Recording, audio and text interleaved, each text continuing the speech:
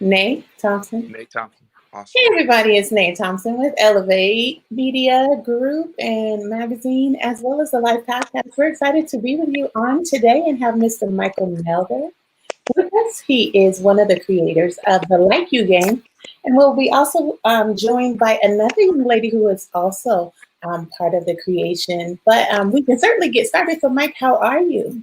I'm doing well. Have no complaints. I'm very conscious right now with so much going on in our society. I don't know if you saw the last presidential debate.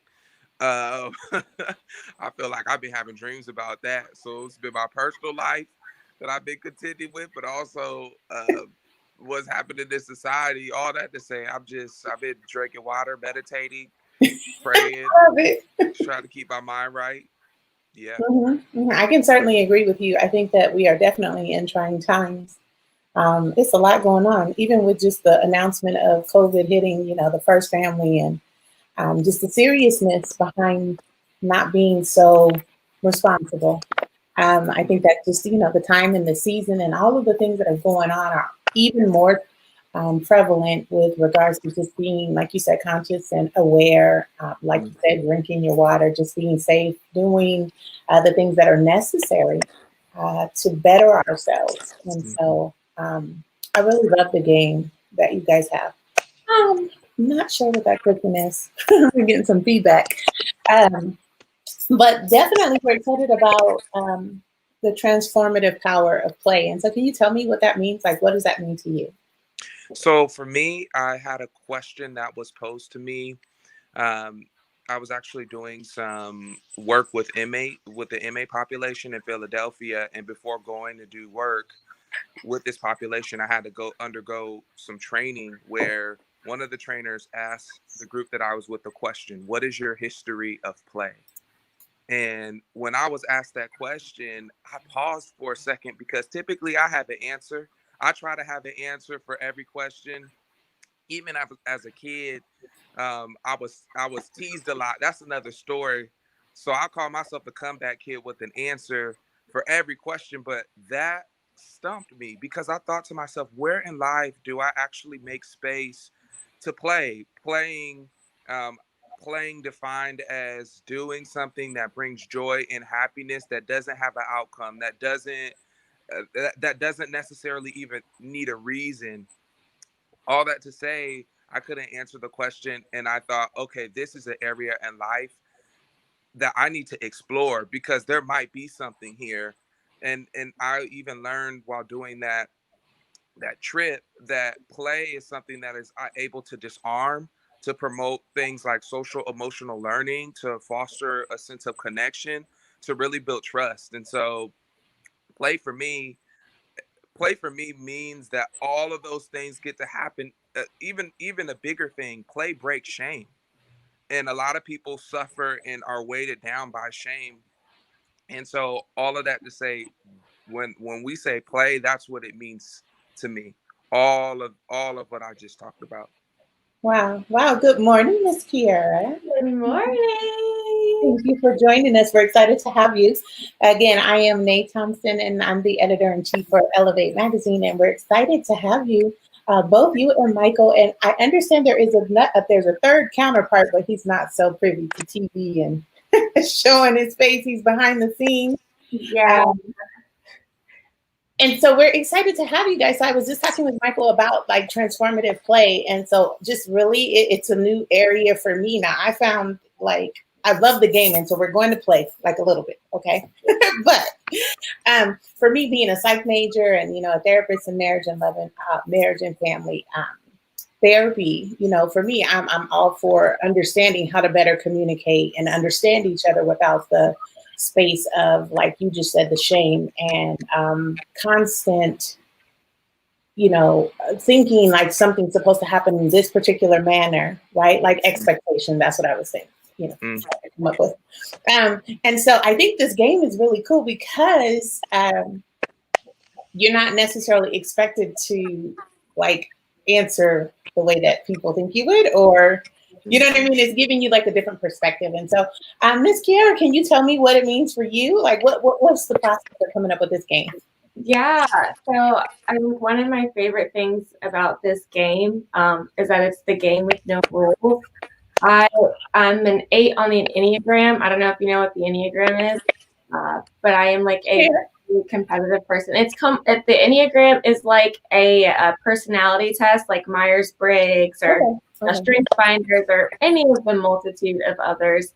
That just kind of like gives you a little bit of more insight into like who you are, how you handle things, how you process the world around you. It's a number scale. So all the numbers mean something different. I am an 8 on the Enneagram, which means that I am a challenger. I am very competitive. I like to win.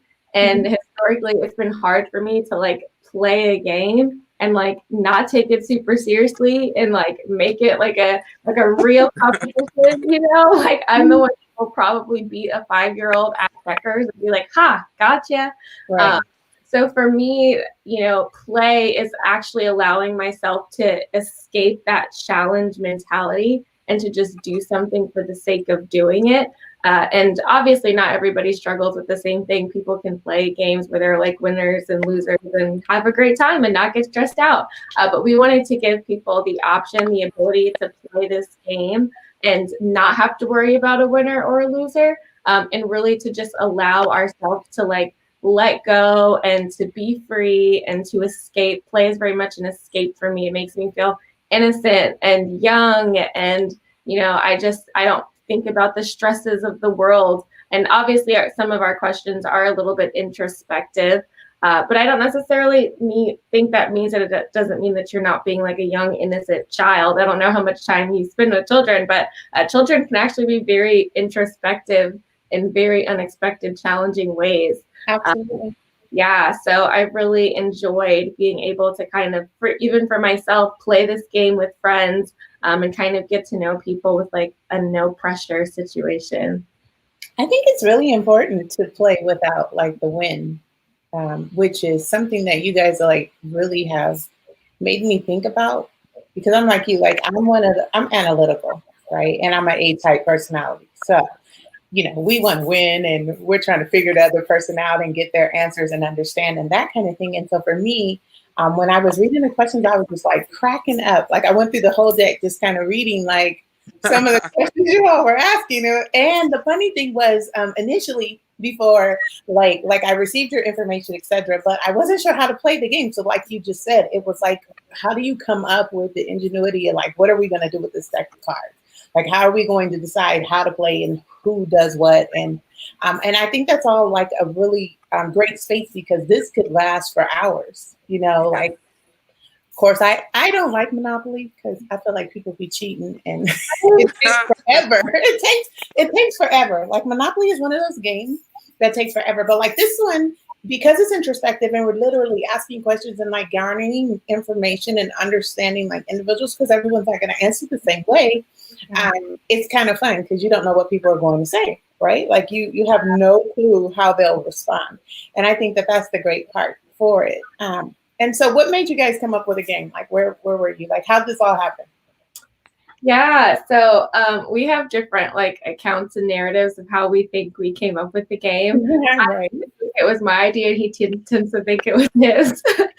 But I do remember being on the phone, and we're both big fans of Brene Brown. And I don't know if you're familiar with Brene Brown at all, but she is awesome. She's written a lot of books and done a lot of talks about shame. She actually got really big doing a TED Talk about shame. And I think in one of her talks, she talks about the importance of play. And in her book as well, she talks about the importance of play and how she forces herself to just like dance around the kitchen and just be silly. She hates dancing. She's not a dancer, but she forces herself to do it because there's like a freedom that follows. Right. So we were having a conversation about like play and gamification, which is this idea that like the world is moving into like a very game play space, probably to combat a lot of the stresses of the world. And people wear those like Apple Watch thingies or whatever the things are that like count your steps, and it becomes fun, right? To like watch the numbers go up. So you're doing something healthy, but there's like a gamified aspect to it. And we were just talking about how cool that is. We were like, wouldn't it be, well, my side of the story is that like, wouldn't it be cool to have a game And I was like, it would be cool to have a game that explored like storytelling, the types of things that, you know, we already really care about, getting to know people, being a student of other people's stories. Like, how can we kind of put those things together, like storytelling and play? And through that conversation, we ended up coming up with this card game, which was originally supposed to be called Me Too Cards, because Michael has this quote that he always says. See, I give you credit. He has this quote that he always says. It says, the most powerful words besides I love you or me too. And I love that quote. We were like, we can call it Me Too Cards, but obviously Me Too is associated with a very different but, you know, important movement, you know, women having a voice. And we thought, you know, maybe not Me Too. It sounds like Me Too. And it kind of gets the same, you know, idea across. So it kind of flowed into LikeU Cards. I love it though. I love it. Michael, you want to add? Thank you, Nay. Sure. So totally kidding. This was definitely a joint effort. It was a joint effort and a labor of love. So we definitely collaborated a lot in order to think strategically and intentionally about what cards will really give people room and space to connect with one another, to laugh. They say the shortest distance between two people is laughter. Wow. And when I heard that, I've always remembered that quote. These cards allow you to laugh. These cards allow you to dive deep. There's another saying that I love, that vulnerability pays dividends. And so this card gives you an opportunity to do that. This card, if you looking to date and you don't know what to say on a date, bring them cards. You know, maybe don't ask the deep stuff, because that's how people be getting in trouble. They be going Or too deep. do ask the deep stuff so you get to know someone quickly. You don't have to worry about it later. It's up to you. My little caveat was too soon. So, you know, sometimes you just want to be light initially. Sometimes you just want to get a feel before you just travel in. All that to say, these cards help you to do that. I was also thinking, I know we referenced Brene Brown, who she's definitely had a big role to play in inspiring this card game and how it could combat shame. At the same time, I think about Dr. Cornel West, in relationship to people of color, Black folk. He asked a question that I'm always thinking about: how can we find healthy forms of self-worth that don't have to do with whiteness? And when he asked that question, I thought about that as well in relationship to this game. Not because this isn't a game for everyone, because it is. We don't care your color, who you vote for. You know, we don't care how old you are. It's for you. At the same time, I think that when we think about this question, how can people of color find healthy forms of self-worth that don't have to do with whiteness? This card game also allows people to explore their stories and their unique contributions and those things that they can contribute that might be nuanced, that might take a question to expose. And again, I think in this society, there's been a myriad of studies that have talked about just the context that a lot of us live in, which is a Eurocentric context. So Right. I think it's really important that as people of color, we, even in this context, get to explore what it looks like not to necessarily have to do everything through a Eurocentric lens. And I think this card game also allows people to process out some uniqueness. And when I say people, I mean people of color as well, to process uniqueness through this vehicle. So that's another thing. One last thing that I want to throw in there is just sort of the mental. I want to bring in the conversation around mental health, because I was talking to a therapist friend the other day, and she was saying how we are going through a communal crisis right now with COVID. I know with all of the riots due to a lot of the police brutality in our country, that is very triggering to folks. And so when we think about the average cost of therapy, and what happens in therapy, you're able to verbally process and explain what's happening in order to breathe it in and release and let it go.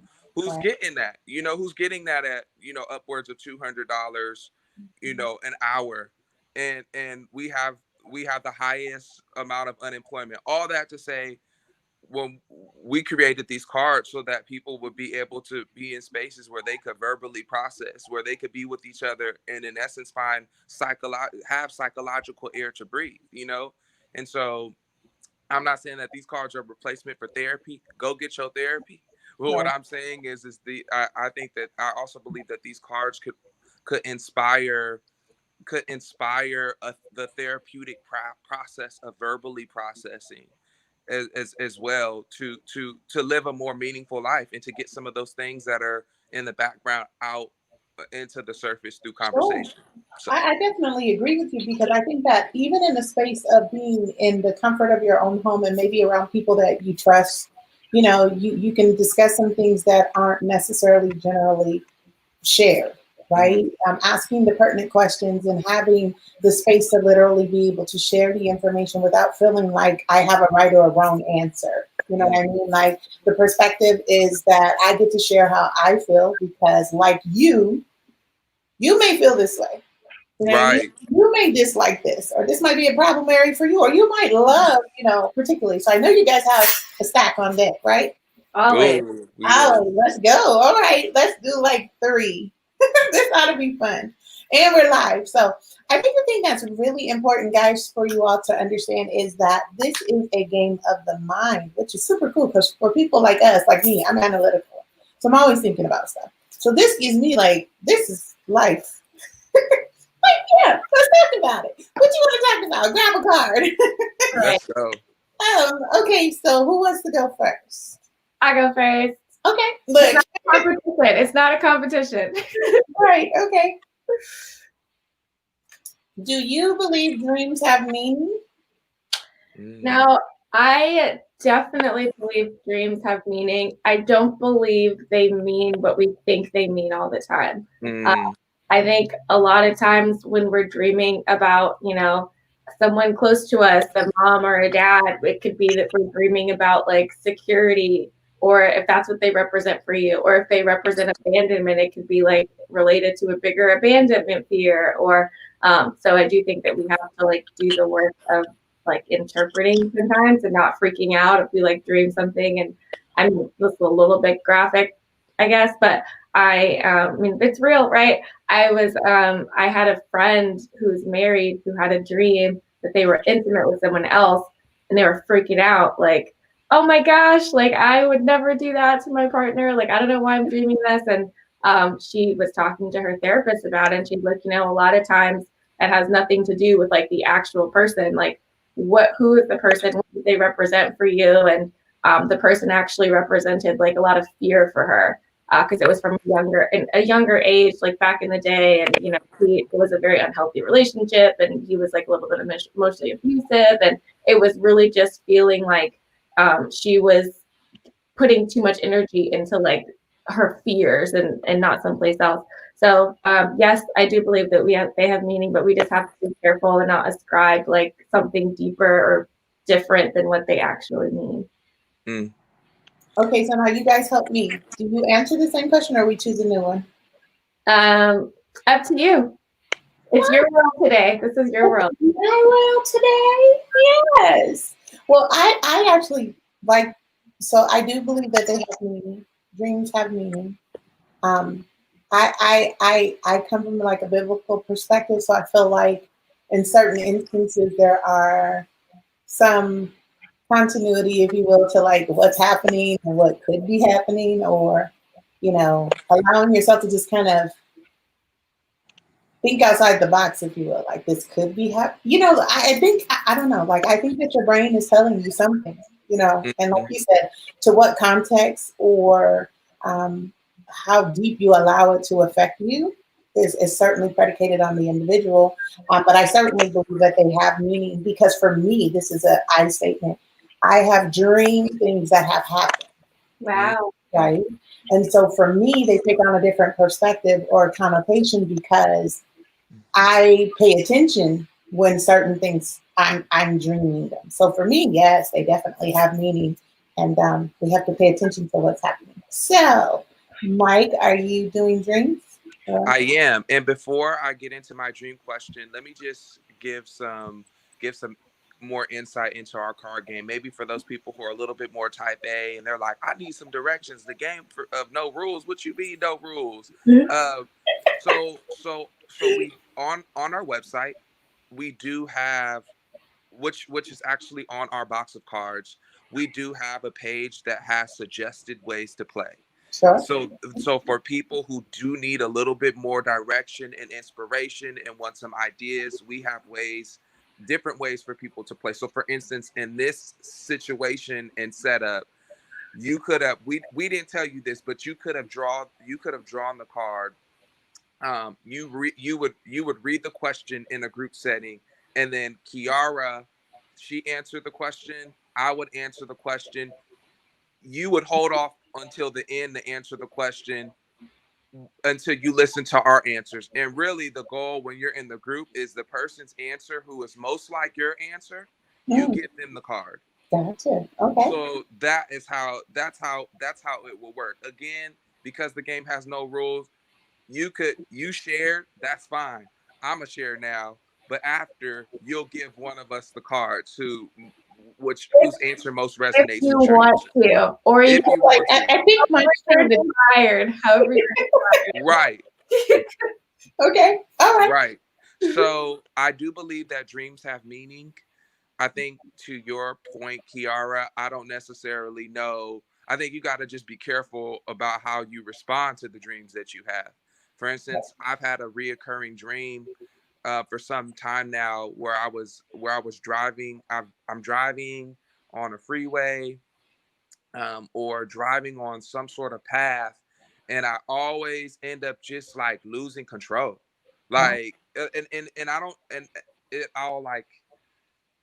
I'll maybe veer off to one side or veer off to another side, and then I'll just wake up. You know, I never see myself actually like crash or, you know, I might drive off the cliff, but I never like have to, you know, make the journey down in the car. Now I've been skydiving before in real life, so it's a trip like falling out of something like that.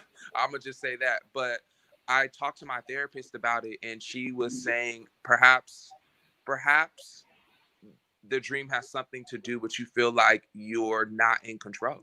And that's and I know that's probably sounds like very simple, but I'm thinking like, look out in society, like sometimes I don't feel like I'm in control. Right. Most days I have to surrender my control. Right. So right. I love it. It kind of brings to mind, like, so for me, I'm backtracking, if you will, but like the dream of falling. Have you guys done that? Yes. And then you wake up like, oh my yeah. God. So I certainly can relate. Okay, so do I do like next question, or you guys have cards? You want to pull one? Next question. Next question. Okay, are aliens real? Ooh. Mike. Okay. Yes. I believe. Look. I would also ask, how do you classify aliens? Because if you look underneath a microscope, oh my gosh, like there's bacteria, there's now extraterrestrial. Okay, so let's talk. Wait, are you calling us aliens? Let's talk extraterrestrials. Let's talk extraterrestrials for real. And when you have a chance, look under a microscope and tell me if they are aliens, okay? All right. Anyway, I do believe that extraterrestrials are real. I believe that Area 51 is a real thing. I believe within Trump's presidency, he actually has created a new branch of the military that responds to extraterrestrial threats. Look it up. It's Space Force, and their job isn't necessarily extraterrestrial threats. It's to see what's going on outside of the Earth, which could include extraterrestrial threats. So I'm glad we have you here for clarity, so that this does not become fake news. But the fact that they can respond to extraterrestrial threats, like, we got to think about it. We got a whole Pentagon. We got the classified documents that are always being released. I honestly think Okay, we are literally sitting on a planet spinning in the middle of the universe. Like, I don't believe that we're the only ones here, and our bodies are vehicles for our consciousness. Truly the most beautiful things about us it's not about our bodies. They can't be touched. I say all that to say I believe that there are aliens, maybe with different consciousness, and I don't know if they've come here yet. I mean, if you watch that debate, would you say there was aliens in Donald Trump and Joe Biden's? No, I'm kidding. Next level. Let me go on. I do believe aliens are real. I do believe aliens are real. All right, Kiara, what about you? So I have very different reasons than Michael, but I do think that they're real. I was watching this History Channel documentary because, I mean, I'm a nerd. I love History Channel. But they had a show where they talked about alien sightings, and I got chills because they said that if you look at like the latitude of where and longitude, but specifically the latitude of where a lot of alien sightings have been, it's also the same latitude of where there have been a lot of like angel sightings in the Bible. And it correlates, like there are a whole bunch on that, like it's the same specific space across the globe. And I was like, oh, maybe this is like an entryway from a gateway, because that's weird, right? And I think it does go back to like, what is an alien? You know, maybe an alien is an angel, and we just use alien because we don't have context. Like maybe people who don't believe in angels are like, oh, there's a creature, it must be an alien. But I do think that there are definitely, I mean, even biblically, spiritually, other creatures that exist besides ourselves. What we call them and where they come from, you know, who's to say? Only God really knows. But I definitely think aliens could be very real. And if you read the Bible, them angels was able to impregnate. Okay, so they were able to get busy too. So I just want to throw that out there.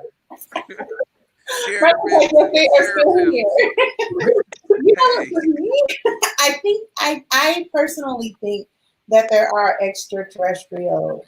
There's other beings here. Absolutely, there are things that we cannot explain and describe, and you know, things that we don't understand. And I just pray that I never come into contact, you know, physically with what I did. I definitely believe you exist, but you stay in your space and I'm staying in mine, and we all gotta be good. Because, like you, historically, there is just too much evidence of other things being in existence. Like you cannot deny, to the extent of what they look like. I mean, like there are some. I just don't think that people have the brain capacity, and I'm not calling folks stupid, but to come up with some of the things that we see, and like you all are sharing, even the word talks about stuff that is pretty scary to me. Like this thing's got 4 heads and 7 horns and wings and breathing fire and do. I was like, oh, you know what I mean? So definitely, I agree that there is definitely some kind of, you know, something else going on. And we'll be exposed to it, you know, in due time. Be like, Lord, just take me. Right. I love how you said, and like you. I was like, that's the transition. I love it. Okay, so you guys pull out your cards. Like, well, I see my cards. Mine are in the kitchen. Keep going. Okay. So what about you, Michael? Where are yours? All right. Give me 1 second. I love it though. I like it. This is good. I like it. My husband. I know. I'm like, take these everywhere. Hey. Right, keep them in your bag, right? We back. All right. The lovely packaging, guys. Yes. Where can they find this game while we're playing? Where can people get it?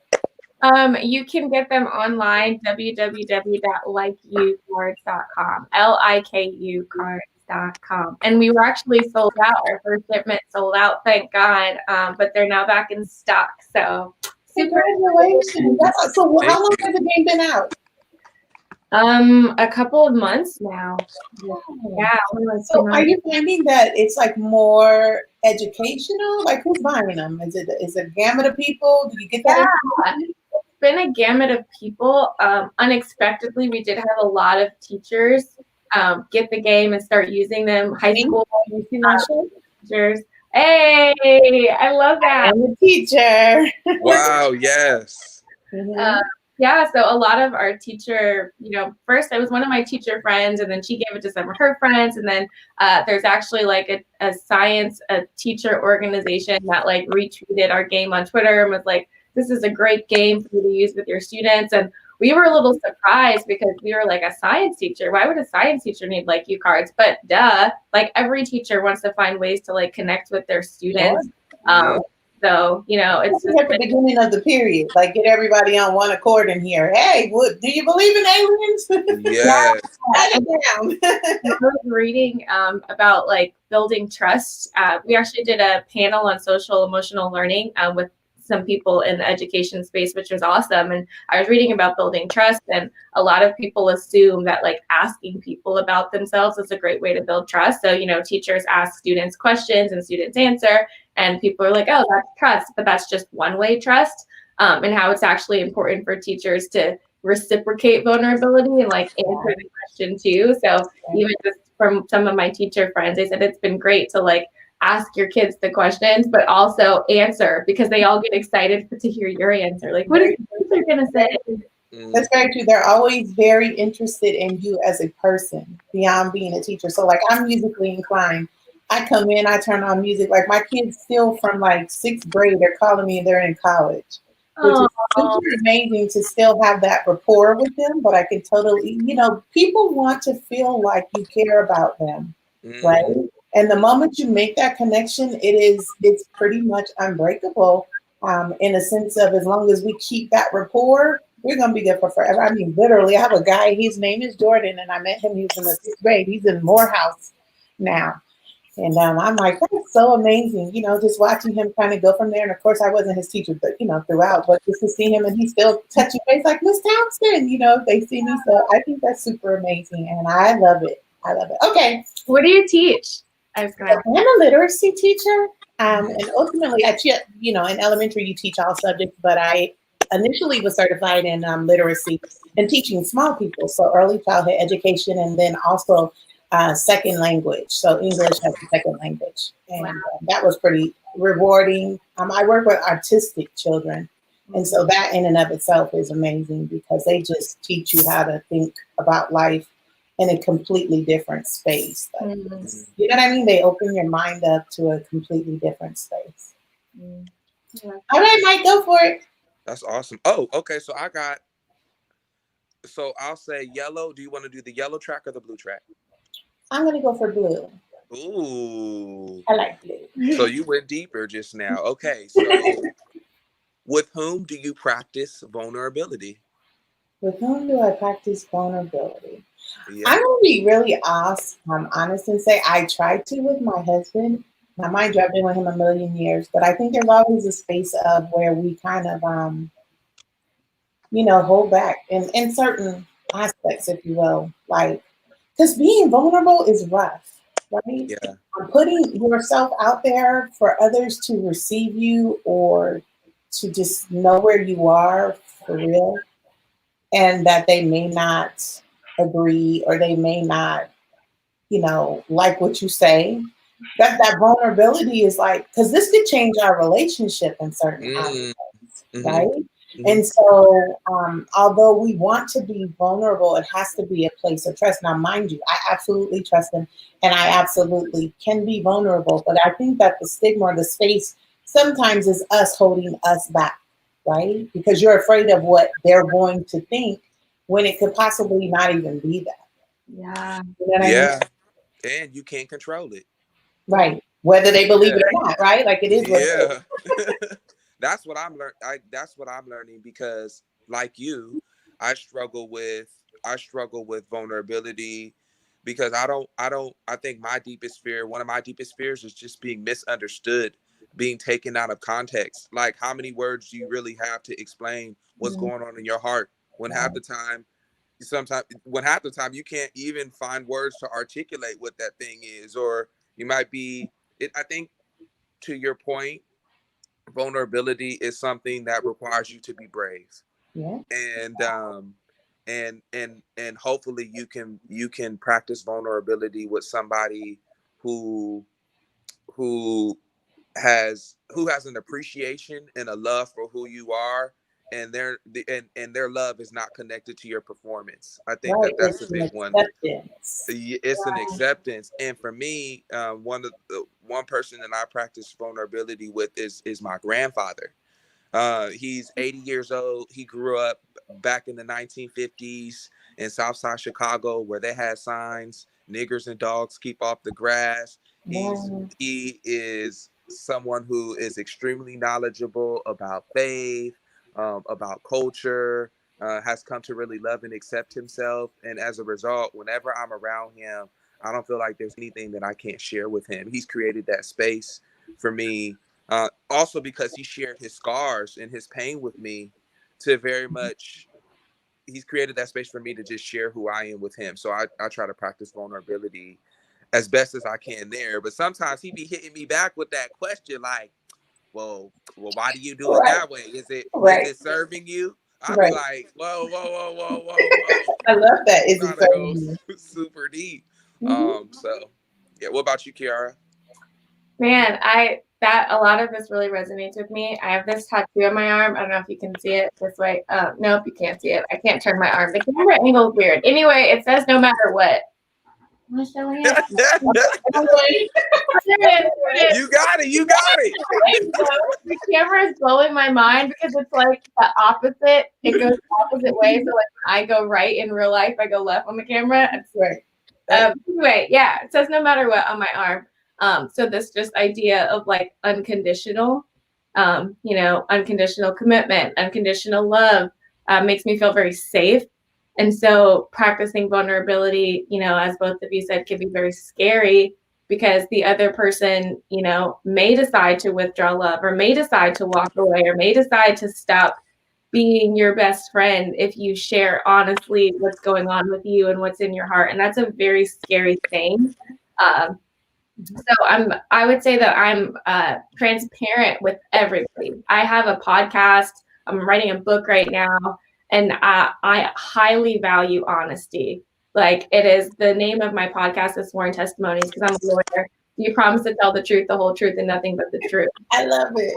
So yeah, I'm that's very important to me. So I'm transparent with everybody. I'm vulnerable with like very few people, and the distinction being like giving a piece of myself that like I'm afraid you could use to hurt me, or like I'm afraid to share, or like I might not know how you're gonna respond, which is scarier than just being transparent. I try to be vulnerable, like with my family, like my nuclear immediate family. We have like a group chat, and we are all like very close. But even then, there are certain things where it's like, sore spots where you're like, can't go too far, can't push too much in that area. So it's hard, and I think I'm still growing and learning how to be vulnerable. I agree totally. Like I love it. I love it. I love the game. I think too, you said something, even for anyone that's here on live, I think you said something that was really important too, Kiara. You said vulnerability is giving yourself a piece of giving a true piece of yourself that could be used to hurt or harm you if that person wanted to do so. That's the type of risk that you're taking, versus transparency, which is typically telling someone enough about yourself to let them know that you're human. So I think there's a lot of people that are good at being transparent and telling you maybe what happened. Oh, this happened, that happened. But I think vulnerability is, how did you really feel about what happened? Yeah. How did you feel? Who are you in the context of the event?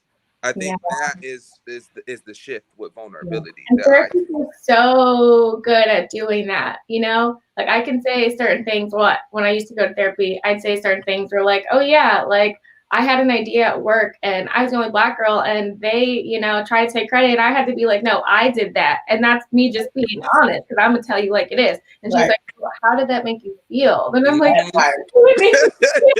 that part. Yeah, I can totally relate. I was the only brown child in my school, in my co-op. Well, I won't say in my school because there were 6 of us.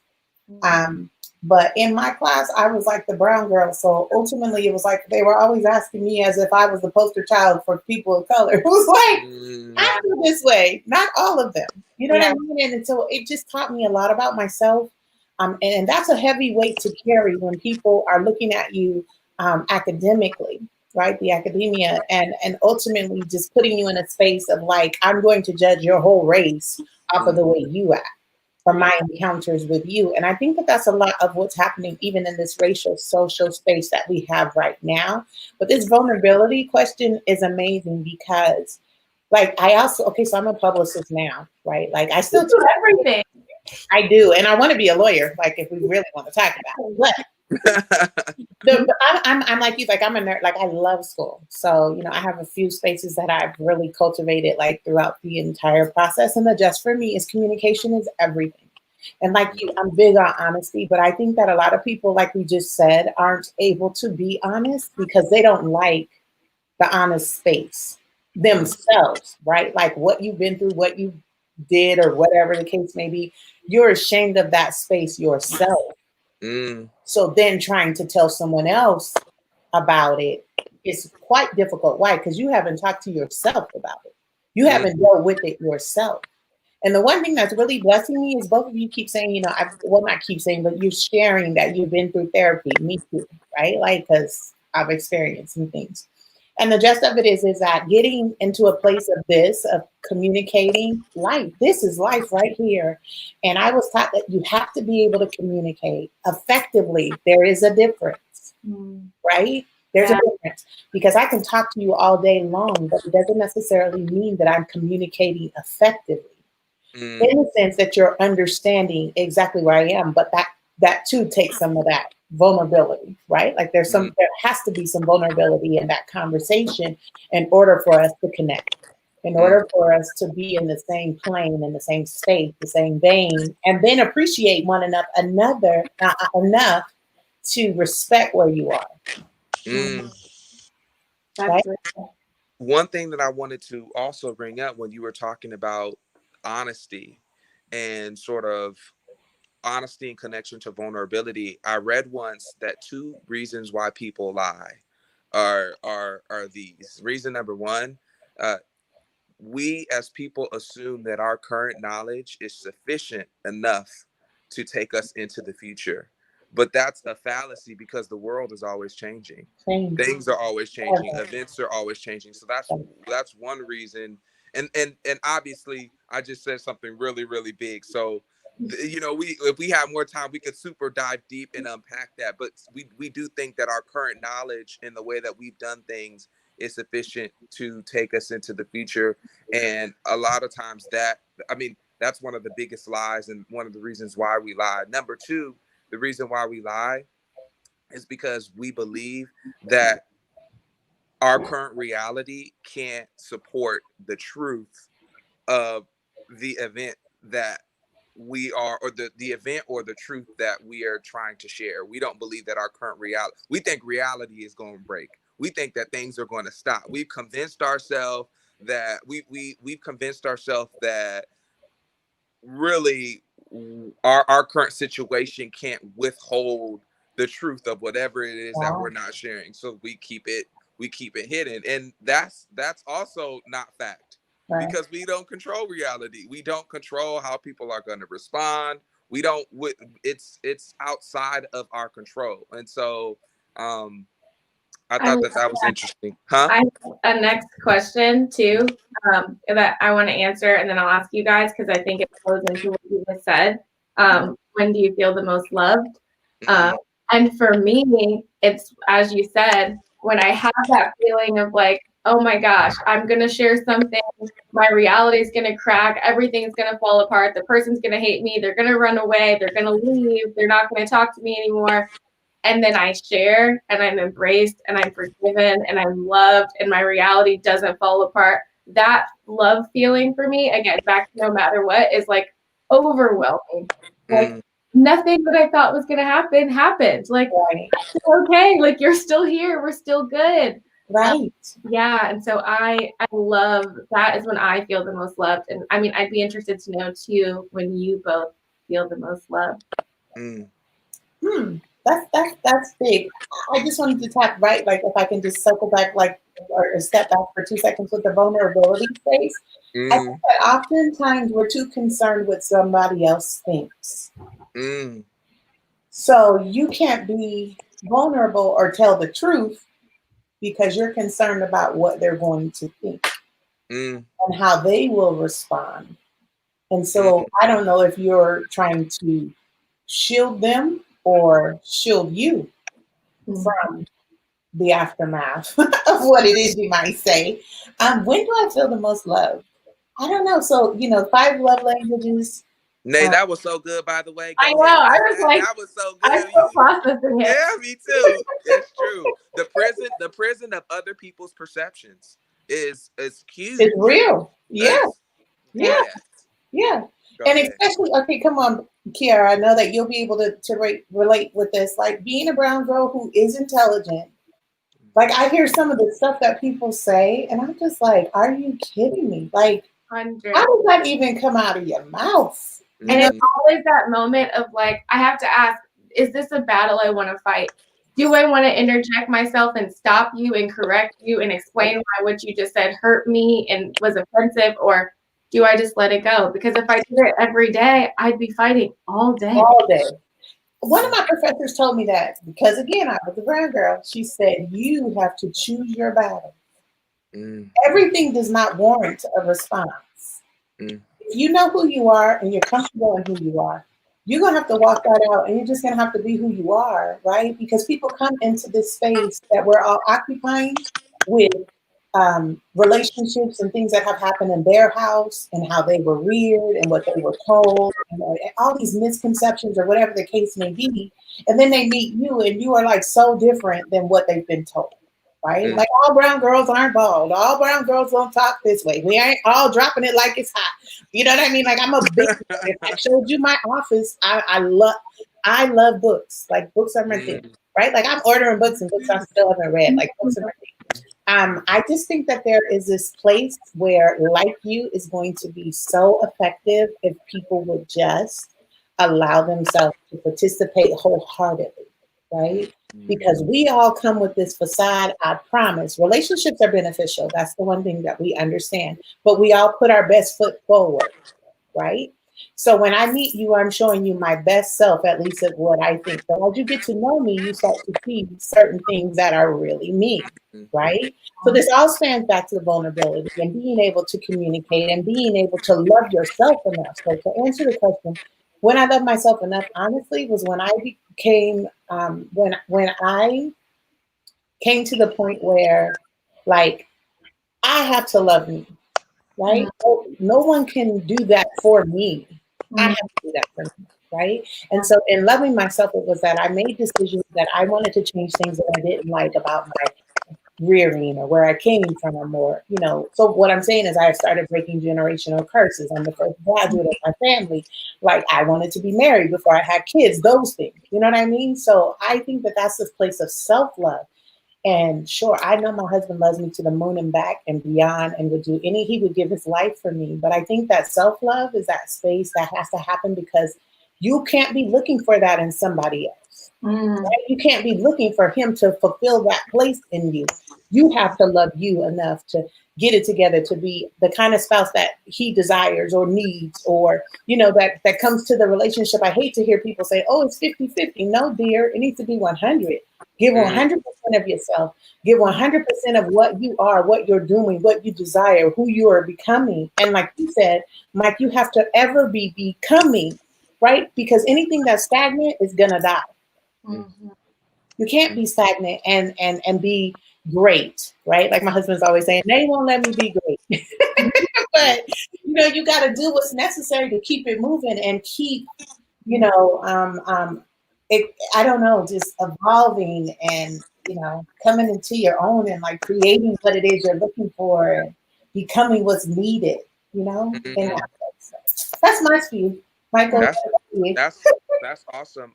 I love how you I love that with a question like that. When do you feel most loved? You have the opportunity to answer that in sort of whatever context feels like most comfortable. and what's most relevant. So for instance, you answered that in the context of the person who you're one with, which is your husband, which is really, really cool answer. Um, I would say I feel most loved, going back to the whole book situation. When you talked about I love books, I'm like, I love books too. I feel most loved when I get to the end of a good book and I sigh and I think to myself, this author thought enough about somebody that they didn't even know to take 20 years of knowledge, and I'm just using 20 years as a marker, but they loved me enough who they didn't even know to take this knowledge, put it in a book so that I could benefit from it, and Mhm. so that I could utilize these skills or this wisdom in order to change my perception, in order to make my life better.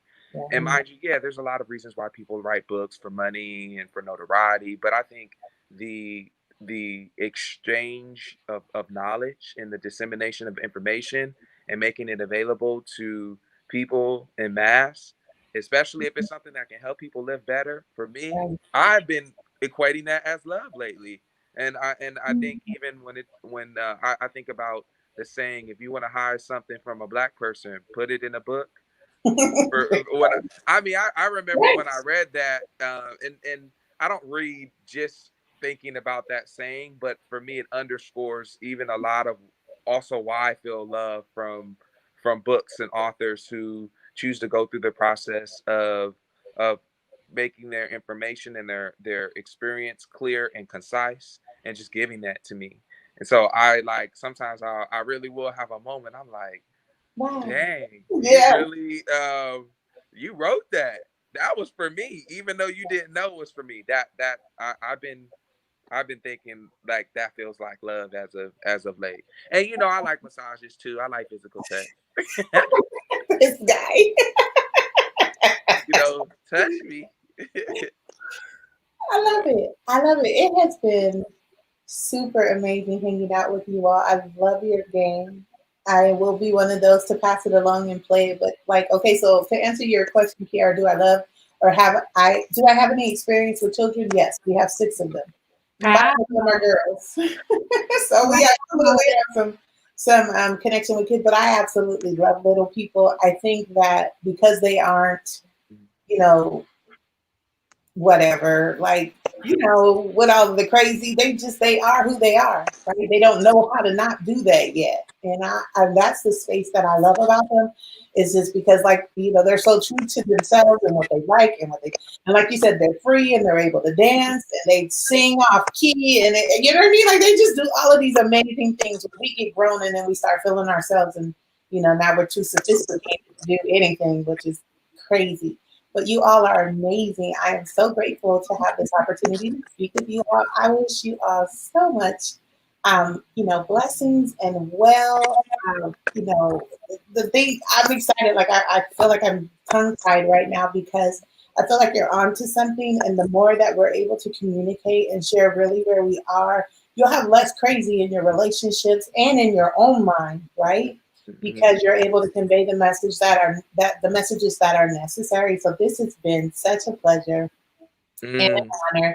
I know that you guys have like Instagrams and spaces for like you. If you guys want to share that information, please do. yes, you can follow us on Instagram at LikeU Card. We've been trying to people that post themselves playing the game or answering questions, we'll repost and we try to be very interactive. Again, you can also visit our website, www.likeucards.com. Thank you also for having us. Like, this is such a great conversation. This was hard for me because y'all were both saying such great things and I wanted to take notes because I'm like a take notes person. I have like a million notes in my phone, so I'm gonna have to rewatch our conversation just so I can take notes on the things that you guys were saying in conversation. And then I also want to challenge you and anyone else listening to you. I think this game is great for people that we know well, get along with. We learn new things about each other every day. Like, Michael and I created a game together, and we still learn new things about each other every time we play together. But I would encourage people to try to play this game with someone that they don't like, or where a relationship is really hard, or that person who you want to block on Instagram or Facebook, like da, da, da, da, instead of being like, I'm gonna hit the block button. I did this with one girl, and I'm so glad I did it. Instead of blocking, was like, do you have time to like get on the phone and we can like play this game real quick?